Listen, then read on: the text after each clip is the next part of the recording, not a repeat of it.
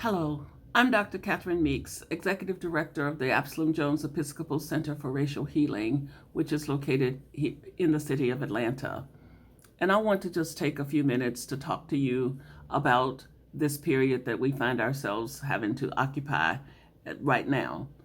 One of my favorite poets, Rainer Maria Rilke, talks about how we as human beings like to order our lives around the easy and the easiest of the easy, but that the real challenge for human beings is to be able to hold to the difficult and to realize that that is really one of the main things that life requires of us.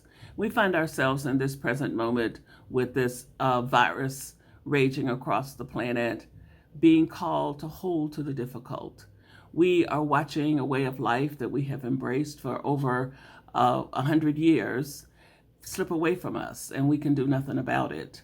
And so it's very normal for us to feel a sense of loss and grief and to be sad.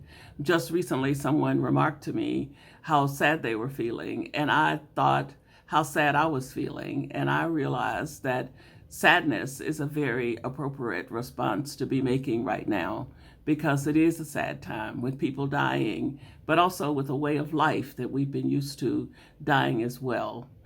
One of the most important things that we can do at the present moment, I think, is figure out ways to navigate our way through the grief and sadness and yet embody the present with every bit of our strength by holding on to the difficult and being willing to make the turn that the road has presented to us, so that when we get to other turns, we'll be able to make those turns as well.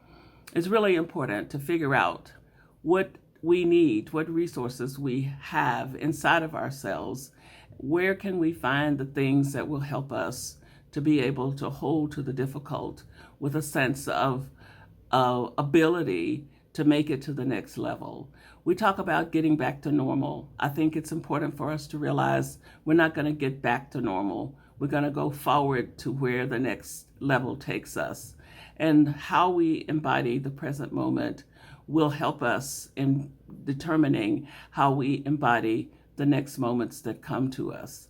So I want to be a voice of encouragement to everyone who takes a few minutes to listen and everyone who reads anything that I write about the necessity to be present to the present, to be awake to what's coming next, to see what the lessons are that this time that's been presented to us might be asking us to learn. And let's hold to the difficult with grace and peace. Blessings.